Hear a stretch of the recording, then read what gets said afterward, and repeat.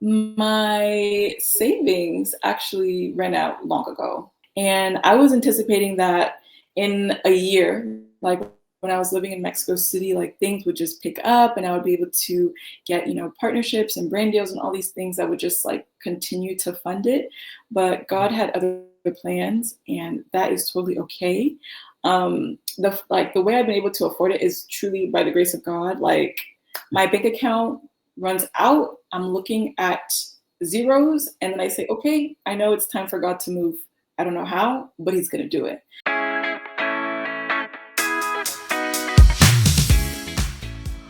All right. Hey, Wonder Crew. It is Mike here with another episode of the Globetrotter Guide. Today's guest is someone whose voice has honestly been one of the most calming and grounded presences I've come across online recently. Tolu is a storyteller, a traveler who spent years living abroad, learning what it means to build a life that's rooted in both faith and freedom.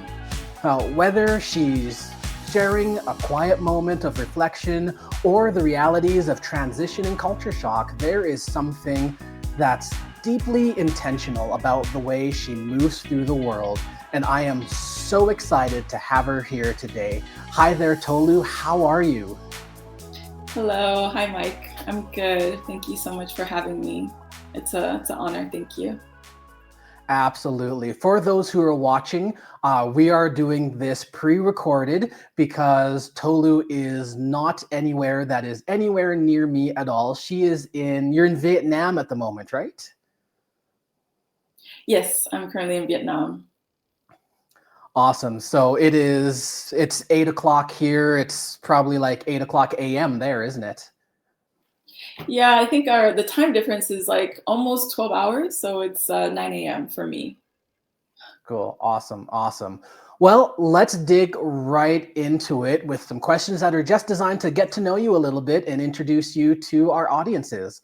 So first of all, let's talk about travel. And I know that you are out there traveling full time right now, but have you ever taken, or what's the last trip that you've taken that wasn't specifically for content? Um, a trip that wasn't for content. So it's been a while since I am trying to do this full time now, but I actually went to Mexico a couple months ago for my sister's wedding, and that was a nice break from recording all the time. I just wanted to be there, fully present in the moment.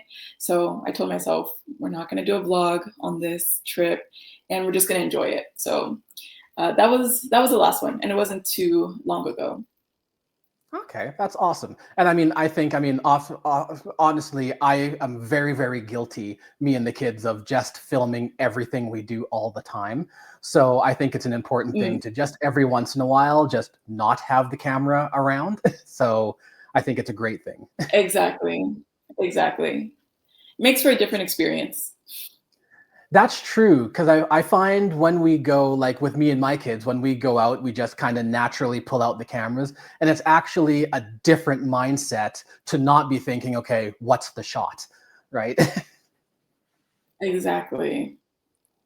So Exactly. very, And my very, sister needed me to be fully present there. She had me wearing a lot of different hats, so it was good that I mhm. wasn't too focused on recording. Yeah, for sure. And how did you find it just not filming? I know it's a different mindset, but was it like a relaxing thing, or were you just kind of still low key thinking, oh, I could totally pull my camera out? Yeah, I think I actually enjoy the moments where I'm just fully present. So I think I have a good balance between, okay, today we're filming, but also on the days that we're not, we're gonna just be fully in the moment. Yeah, that's awesome.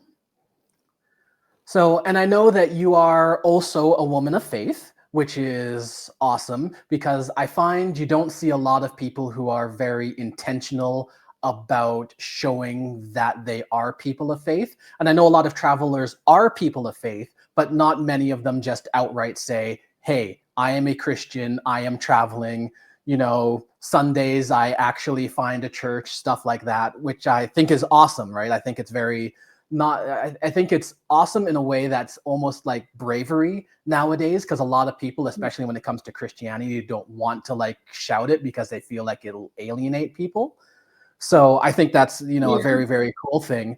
But when did travel and faith kind of begin to intersect for you? Was it like always I am traveling as a Christian, and I'm going to display that? Or was it just I'm traveling and I let my Christianity kind of seep into it? Like, how do those things kind of jive for you? Yeah. So the way I see it, it's my relationship with God and my faith as a Christian is like the core of who I am.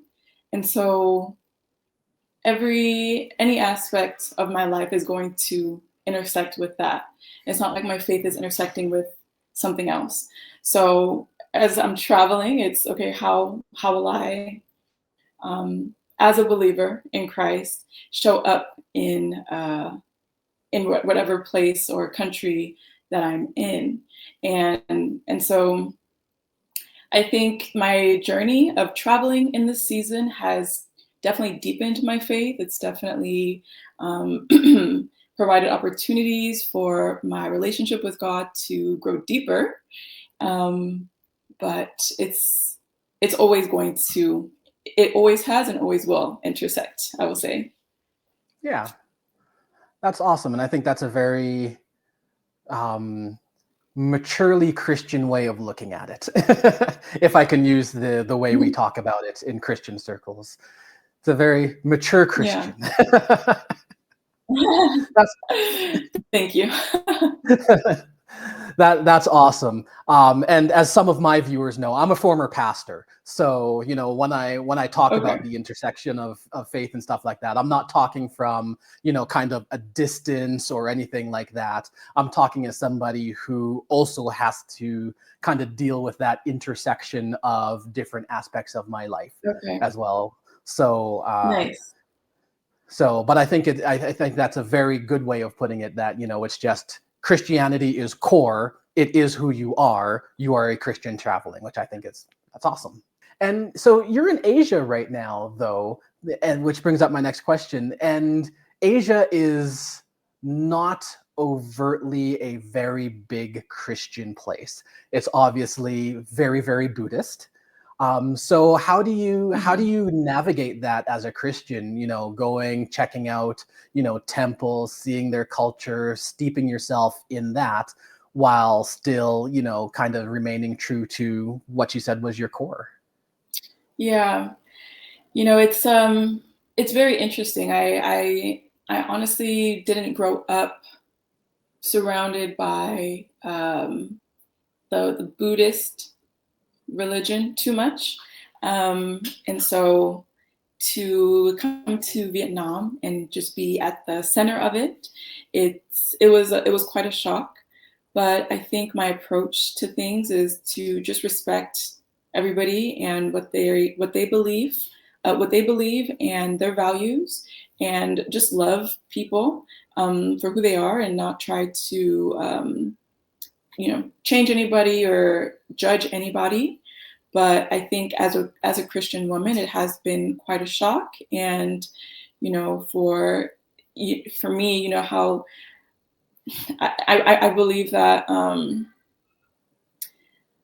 I mean, it's just so interesting to go from reading in the Bible, about not serving carved images or any idols, and actually being here and seeing stores where there are actual carved images and idols. So it's just a very interesting. It's just a very interesting experience. But I think it just makes the moments when I am connecting with other believers in these countries that much more powerful, because we are all united, despite being in a setting that is very opposing, I guess, or very opposite to what we believe. And Mhm. I've had some really powerful experiences at church here in Vietnam, and it's just such a blessing to see how, God is moving in Vietnam, and how his people are um, you know, just their hearts are ready to worship and praise him. So it's been an interesting and beautiful journey at the same time. Very cool. And kind of along those veins, I can imagine that there's also some sort of kind of tension when you are traveling like you are. So two questions on that actually that kind of come to mind is number one is as somebody who is kind of displaying their faith in the YouTube sphere, have you ever found like there's any tension between showing your faith and what kind of YouTube and people watching you kind of expect of you? And actually I'll stop there. I'll ask that question first and then I'll go elsewhere. But have you ever felt that tension? Um, Honestly and thankfully, no, I haven't. I think people are generally very respectful of, my beliefs and my values, and I do the same for other people. So it's never created any tension. I think sometimes I get in my own head and start Mm, thinking like, oh, I don't know if my audience is interested in hearing about this aspect because it's very very different from travel. Like if somebody clicks on a travel vlog, they're not necessarily trying to hear about what Jesus is doing in my life. But mhm.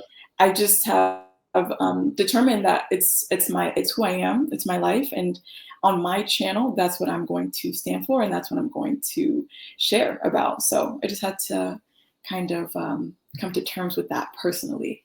But external tension, no, there hasn't been too much. Okay. And that's cool. I mean, and honestly, I mean, you've got 10,000 plus subscribers, so clearly it's working. Yeah.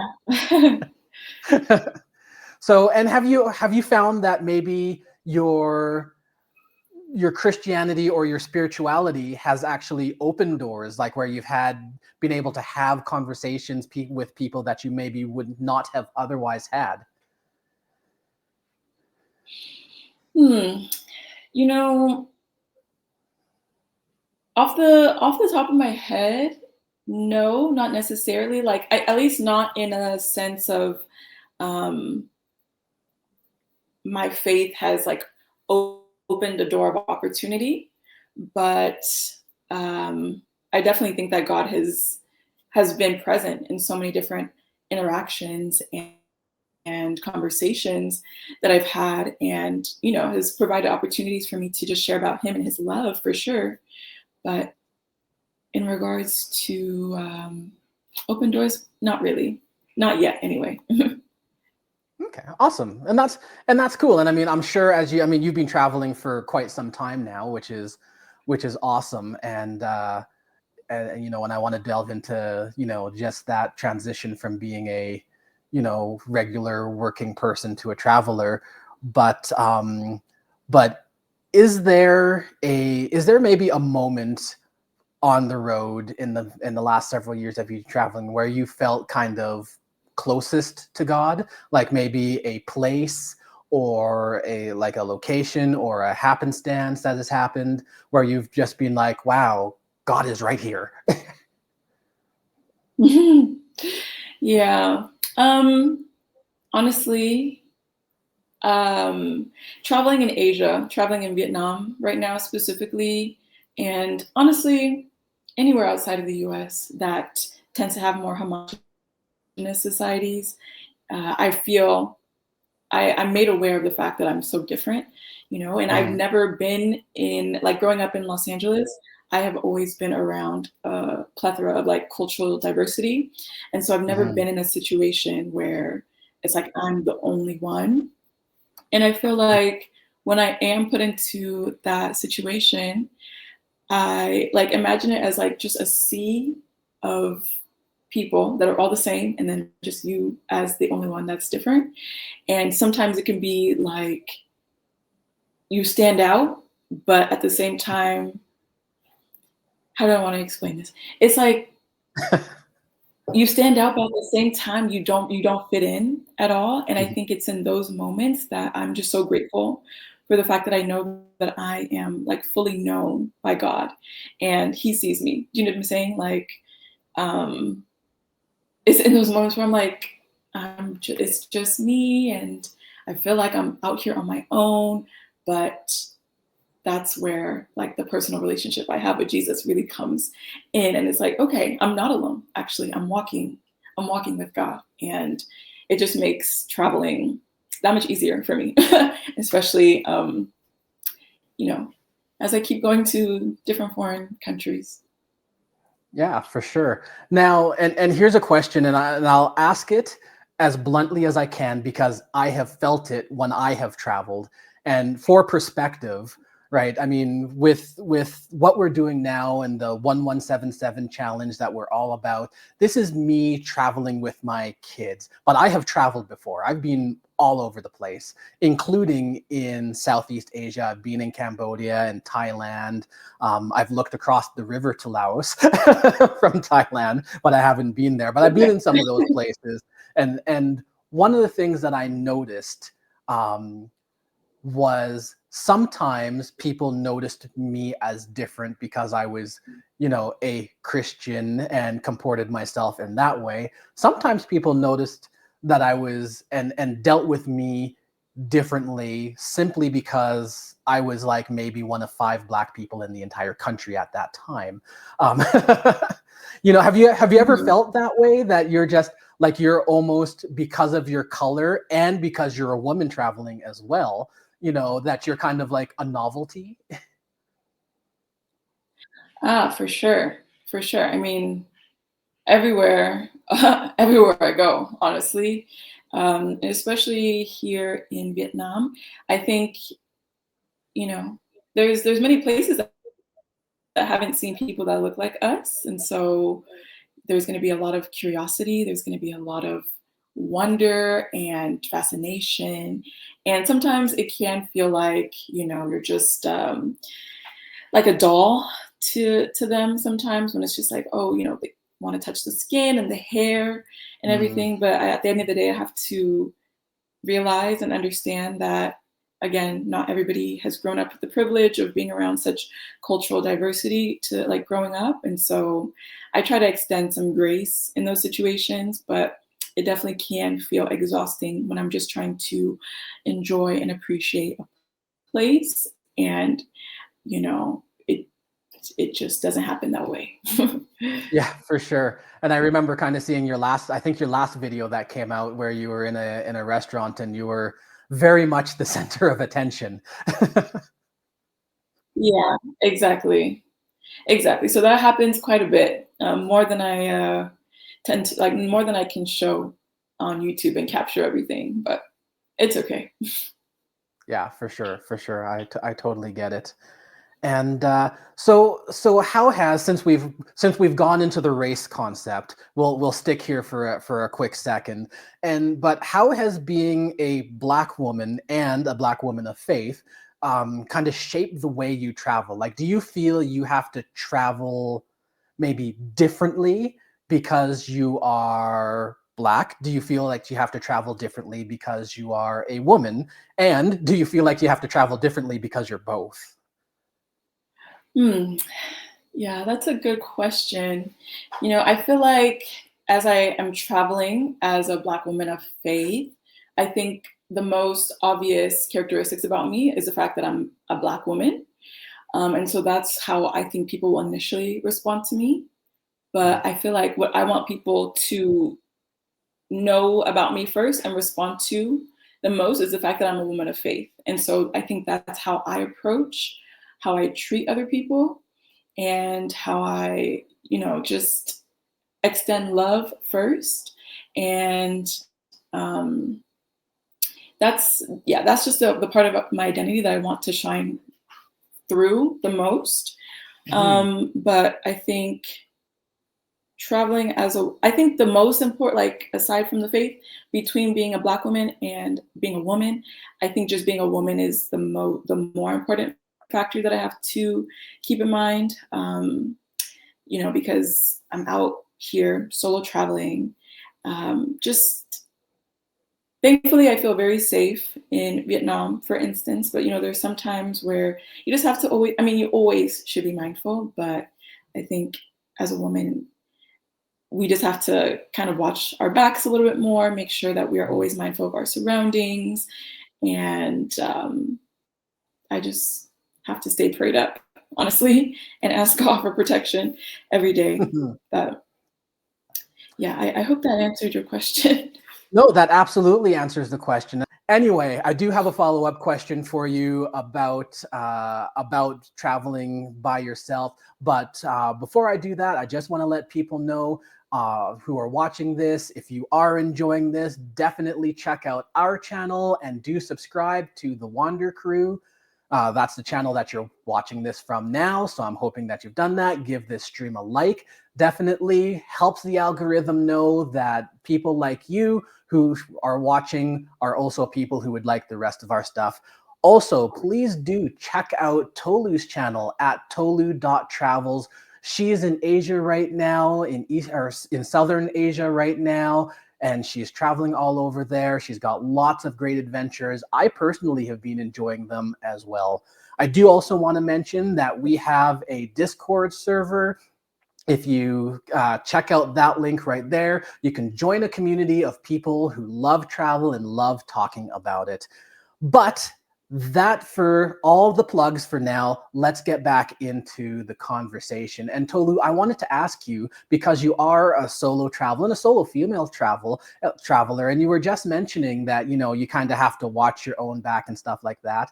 But I'm assuming you also have like a support network behind you, people who check in on you, who know where you are and such like that. How do you manage that and, you know, and manage making sure that people know that, you know, you're alive from day to day?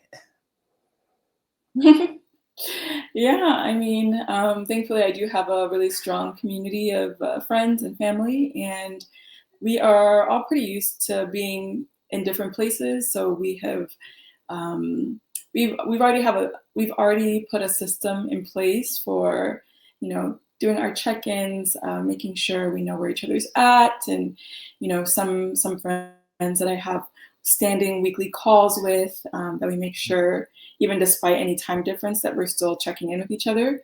But it's just a matter of intention. It is kind of hard with the time difference sometimes, but it's one of those things that are very important. And if I don't stay on top of it, it can make me feel very isolated. So I really try to prioritize it. Awesome, and I think that's so smart. And I mean, I'm assuming that people who watch this, some portion of them will also be female travelers who are thinking to themselves, how do I go out there and travel and feel safe by myself? And I know that there's a whole plethora of solo female travelers on YouTube, but I don't hear it talked a lot about is, you know, just how do I keep myself safe? And I mean, I have the luxury of being a guy, which makes safety, it's not less important, it's just slightly easier. I'm a bigger person. I have, people are less likely to, come towards me for any sort of, menacing reason, and I Mhm. thank the Lord that, I am, but I'm definitely cognizant that it's different as a female traveler. Yeah, definitely.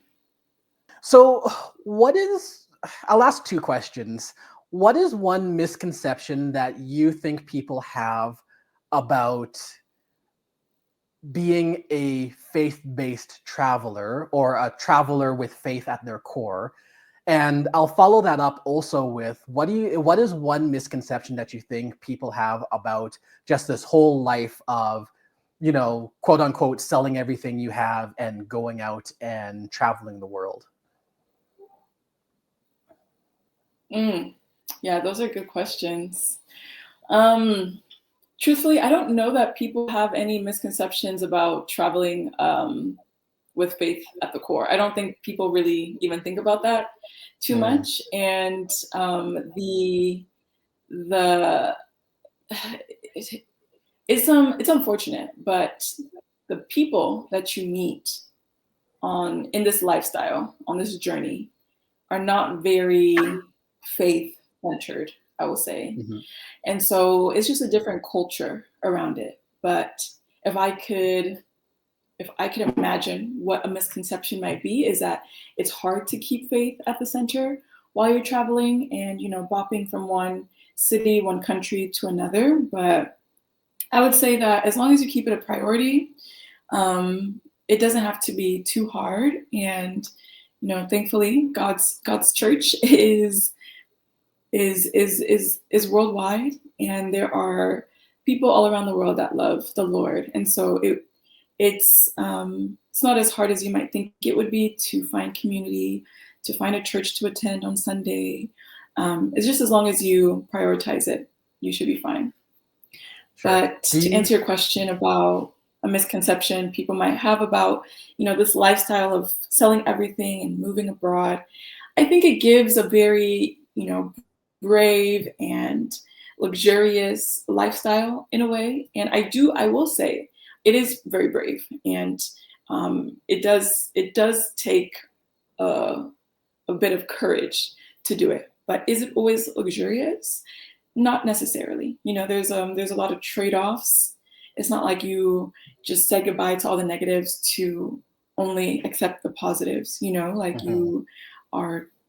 you're saying that you're going to be going without stability. If you're doing like a more short-term travel, you're going to be going without stability and without stable income, and you're going to miss your friends and family, and you just never know the situation and the setting, or like the cultural setting and context that you're going to be entering into, and how that's going to make you feel, especially when you have like added factors of being a Black woman of faith. So it's not like it is a very cool experience. I'm really glad that I'm able to do this, especially in my 20s, but it's not always highs. Like there are definitely some lows as well. And I try to be very open and honest about those on my channel. So yeah, I would say that. Sure. And let me ask a couple of follow-up questions, because I want to make sure that while you are saying what you're saying, that people also get a little bit of background into what your, I guess, is expertise the word is. So you've been traveling solo for quite some time now, I guess. So maybe tell us a little bit about your journey from, I live in LA and do that whole thing, to now I travel the world. Like how did you go from one to the other? Okay, sure. Yeah, so I grew up in LA, but I went to school in Northern California, and there I studied robotics engineering. Oh, And wow. so I spent 5 years in undergrad, and actually started working in tech in Silicon Valley as a product engineer for a semiconductor manufacturing company. And it was a really cool opportunity. Got to work on some of like the leading technology in the world, work at really, really amazing companies with really smart people. And the job I had was like actually my dream job. Like they were sending me all over the world, like Korea and Singapore and, all these different places. So it was cool. And I feel like from the outside looking in, people might ask, okay, then what was the problem, And I think it was just, two things. One was the fact that I was still working for somebody else and giving all my hours and my time to somebody else. And two, I really feel like God was calling me out of that job to step into a new season. And so I was really avoiding it for a long time because I was scared to give up the salary and the stability, and I didn't know what would come next. But at a certain point, like what eventually caused me to quit, I could not work a single day more. Like in my spirit, I just really couldn't do it. So I had to quit and take the leap of faith. And it's just been a journey of walking in faith, walking with the Lord, and depending on Him for all the things that I was depending on my job and my like comfort bubble to provide before. So that is the journey that I'm currently on right now. I don't know how long it will be for. I don't know when God will say, okay, it's time for you to pivot into something else. We'll see. I just take it day by day. For sure. And I mean, I 100% resonate with exactly that because I am in a position right now where, like I said, with this goal of taking my kids to see all seven continents and see all seven of the modern wonders of the world, plus a few of the older ones. Mhm. But it is a goal that is well bigger than myself. Like, it is not something that with the Yeah. resources I currently have, I could actually accomplish. So you have to take Mhm. a step of faith in some way to say, I am going to do this thing anyway, or at least I'm going to try doing this thing anyway. And I'm going to step out and I'm just going to assume that there will be ground under my next step, I guess, type of thing. So, I'm hearing you say kind Exactly. of the same thing. It's just, okay, I'm gonna go out there, and God somehow is going to provide, and I'm going to put one foot in front of the other, and I'm just going to assume that when I put my foot down, there's going to be a piece of road under there for me to step on. So I definitely resonate with that. Exactly. Yeah, that So sounds about right. yeah. For sure, for sure. So one of the things I like doing in these is a little bit of a quick fire round. This is just like the first Okay. answer that comes off the top of your head type of thing. It's a way of just getting to know you a little bit more and letting the audience kind of know you a little bit more as well. So these are kind of pick one or the other type of questions. All right. Okay. Sounds good. Okay, question number one, backpack or rolling suitcase? Rolling suitcase. All right. Dream destination that you have not been to yet? Japan. It is number one on the list, and I don't know why I haven't been there yet. But hopefully, I make it happen this year. Oh, very, very cool.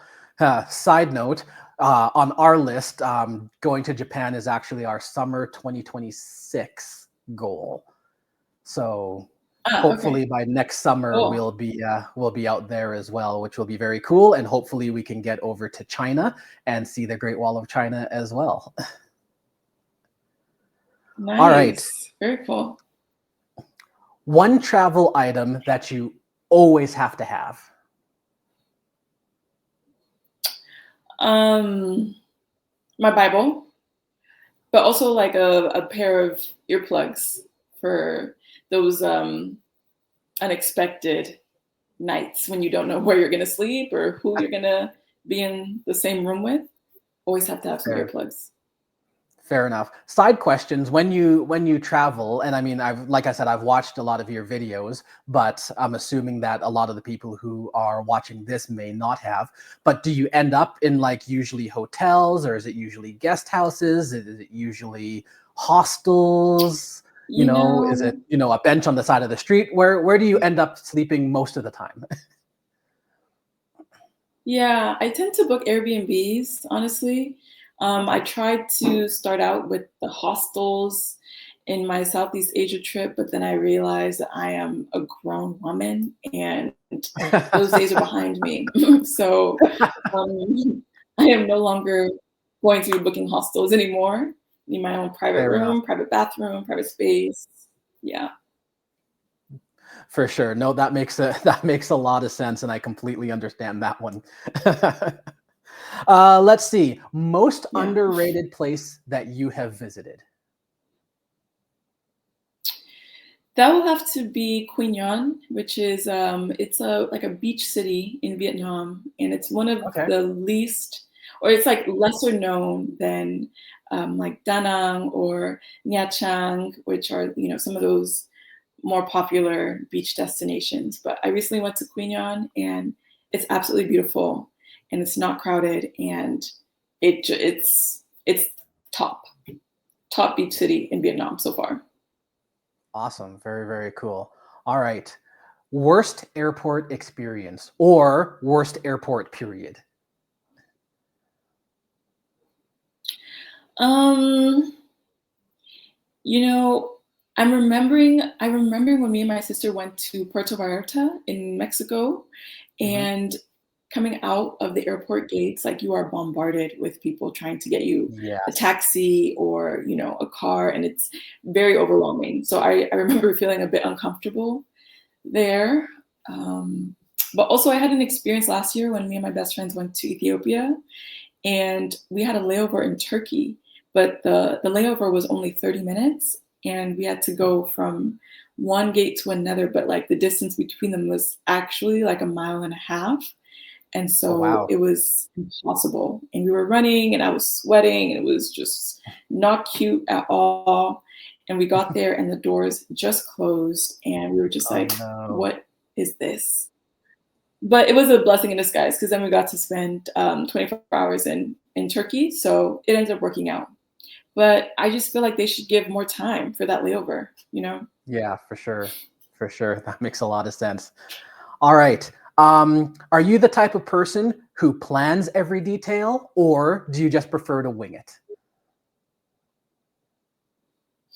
Um, it's a little bit of both. I'm like the type A in me wants to plan everything, but more recently, especially being in Vietnam, I've learned that it's kind of better if you arrive someplace and get the recommendations from the locals and allow there to be more flexibility in your itinerary, Hmm. and that'll make for a better trip. But I always tend to have backups in case the recommendations fall through or are not really giving. So it's a little bit of both. Okay. Okay.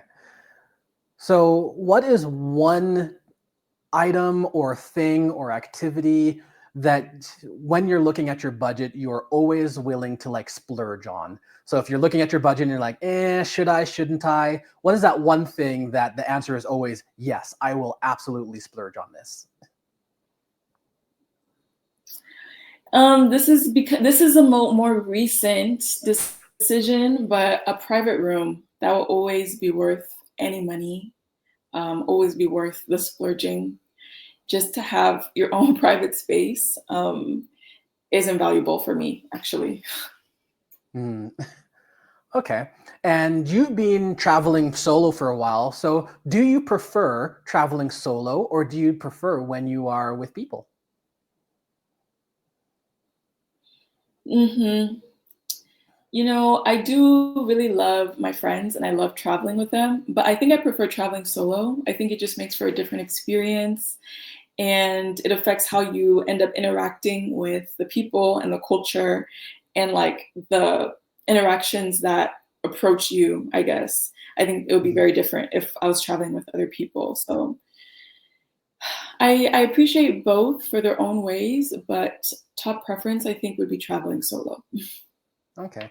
Do you find, and this isn't one on the list, but do you find when you are traveling with people that you kind of miss out on the culture because you don't have to engage with it because you have people within your own culture versus when you're solo, you kind of have to engage in the culture because you have no other external choice?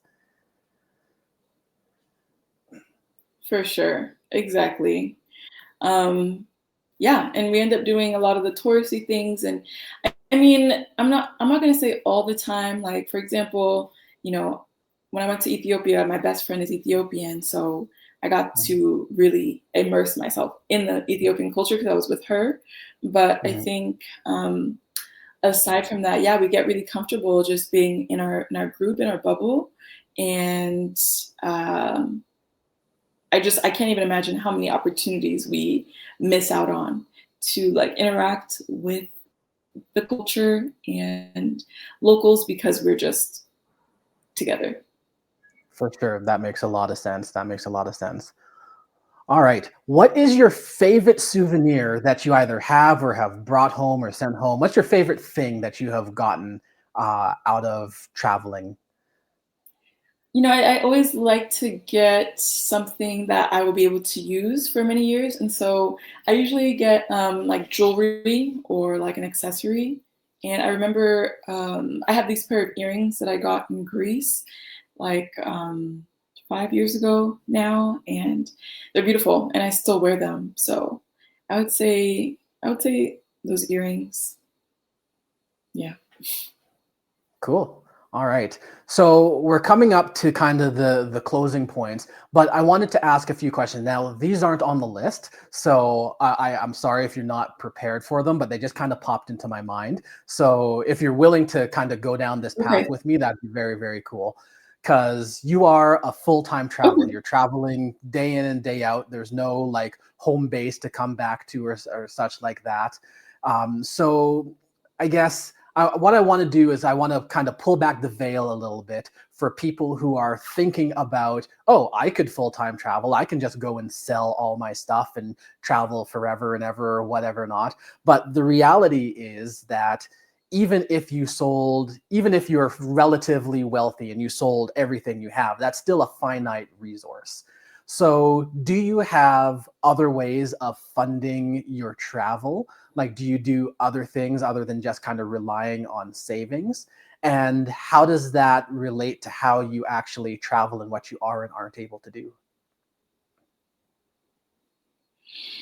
Yeah, good question. I feel like that's something that probably a lot of my viewers are curious about, how I am affording to do all of these travels. And truthfully, my savings actually ran out long ago. Uh, I mean, let me not say that. Like, since I came from tech, I do have some investments um, that I've had and haven't, I've tried not to touch them too much, but the savings that I allocated for the travel to kind of get me started have long since run out.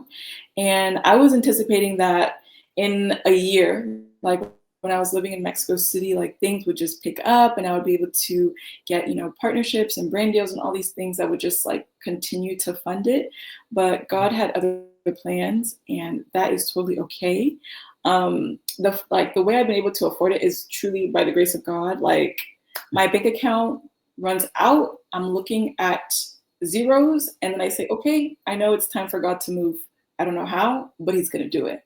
And it's really cool to see how God has like really just shown up and shown out. And for example, in Mexico City, I got to do my dream of doing some acting and being in some commercials, and those were Oh, really okay. well-paying jobs. And so that is kind of what or what I was using for quite like half a year, quite a few months.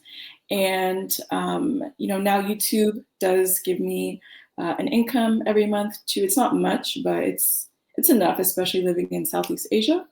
And thankfully, like if I do need to, I can sell some of those stocks that I have, and those will help out for a little bit more. But the goal is to be able to, start getting some partnerships and collaborations that will just make things a little bit more secure.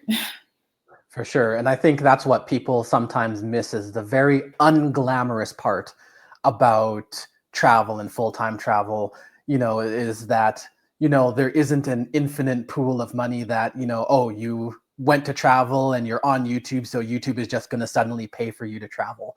It doesn't quite work that way. And I've heard of people who are like, oh yeah, my YouTube income pays for basically all of it, but that's a journey to get to that point. Mhm.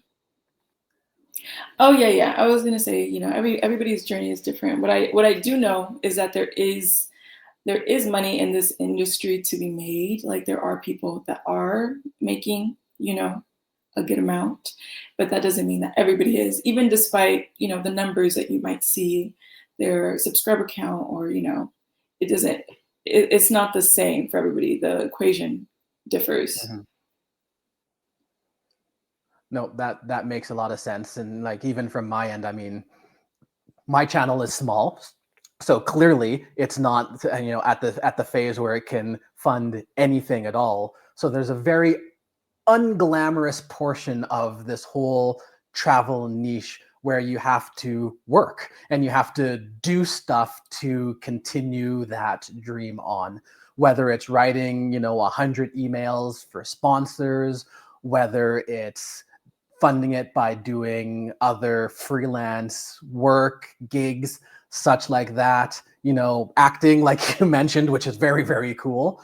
There's stuff like that that people just, they don't see when you put up a vlog, when you put up an episode, and it's just, here I am in this place doing this cool thing, checking out the weird house like you did in your last one, which was so neat. Yeah. And just doing cool stuff. They don't Yeah. see behind the scenes when the camera's off and you're behind the computer and you're editing to, get something out, when you're checking your, YouTube stats, when you're thinking, okay, here's, the $200 that has come in from YouTube or whatever it happens to be. Is that going to be enough for the next leg? Do I have to make adjustments? There's all that very not glamorous stuff that people don't see and don't realize that, when somebody like you says, look at me, I'm traveling, or somebody like me says, hey, I want to travel, it's not like there's just this sudden infinite pool of resources that allow us to do it. Exactly. Exactly. Yeah, there's a very unglamorous side to all of it, but I think personally, I do think the pros outweigh the cons, and especially if we're passionate about it, we're pursuing our dreams, and hopefully we'll get to a point where we are able to, sustain our lives, but also do things that we're passionate about too. For sure. I agree with that. I agree with that sentiment 100%, 100%. But we are getting close to the end, and I want to give you a couple of seconds to kind of plug your channel, let people know what is coming up on your channel, where you're going to be, what's coming up. Maybe if there's a message that you could give to people who are watching right now that are thinking, oh man, I would love to sell all my stuff and go travel the world, or are, thinking, wow, these places that you go to are so beautiful. How do you do it? If you could give people who are watching one kind of message, what would you tell them? Yeah, I would say the world is very big. The world is like it's a small, like we say the world it's a small world, but the world is very big, and there's a lot of it to see, and there are places and people that you probably have not even dreamed of or imagined that are out there. And I think it's such a valuable and priceless experience to be able to go and see it with your own eyes.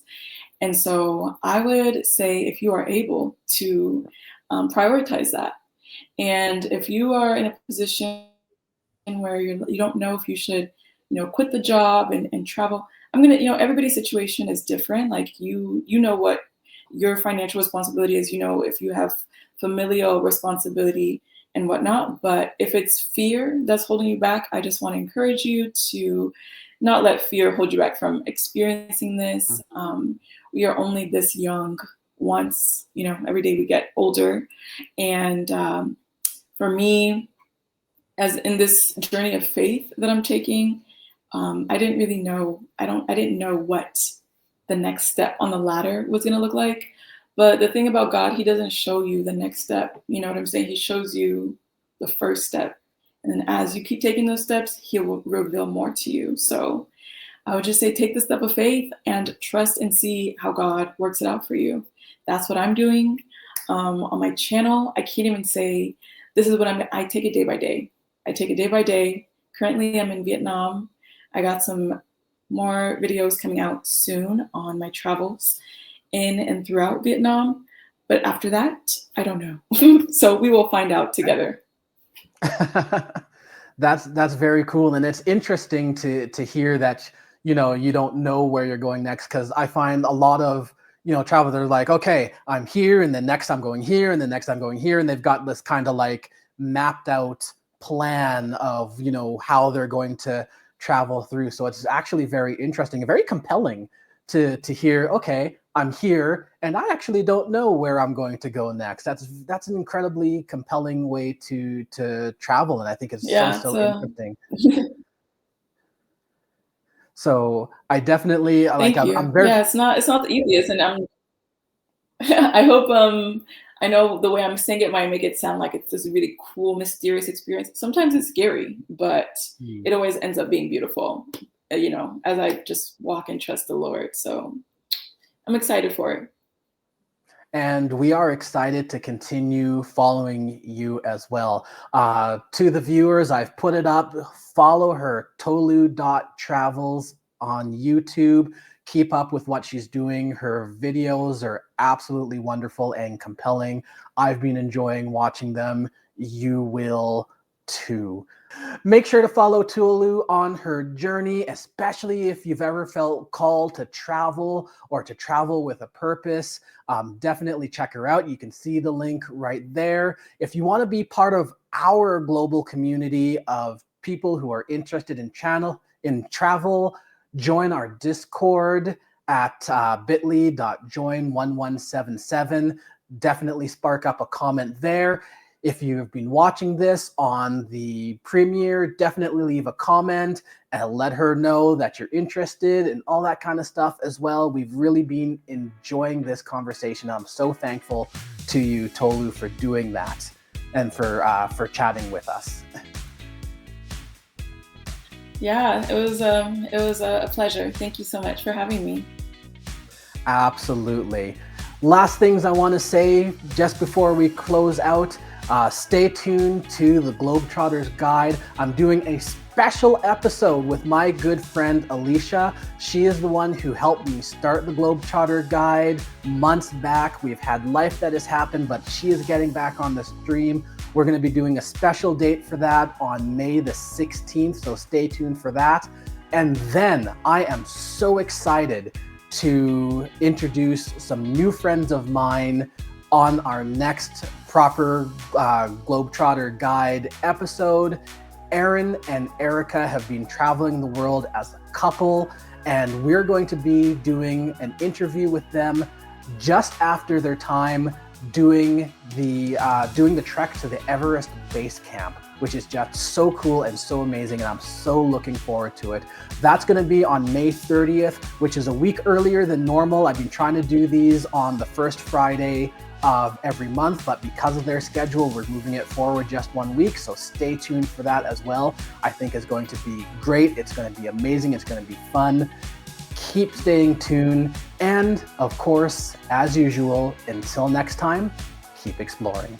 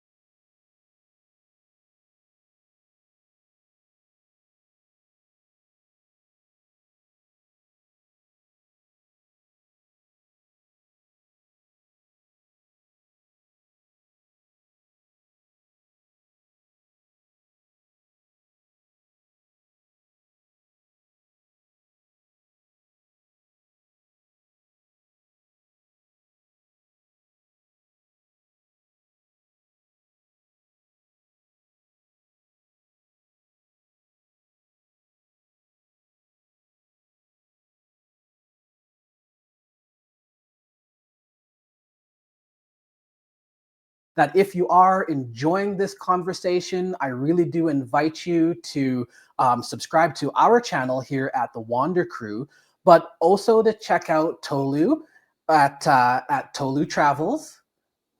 Wow, where is yours? Yes. There it is. There it is. To check out your wow, I'm gonna try that again too. I'm so glad that we're recording this and this isn't live. Oh Lord Almighty. But I do No want to problem. You invite can do it people again if you need to. Yeah, yeah. I'm gonna do a take two here. I do want to invite people who are watching this. If you're enjoying this, definitely check out our channel and subscribe at The Wander Crew. To also check out Tolu's channel at tolu.travels on YouTube as well. And also, we have sorry, just one second. Jacob, can you please stop? I can hear that. Okay, but you could have done that in any other place. Go away. Bye-bye. See you later. Hasta la vista. Bye-bye. Sorry. Children. No problem. Oh, man No alive. problem. Okay. One last try on this, and then we'll continue on. I'm glad I can cut this all Okay. out.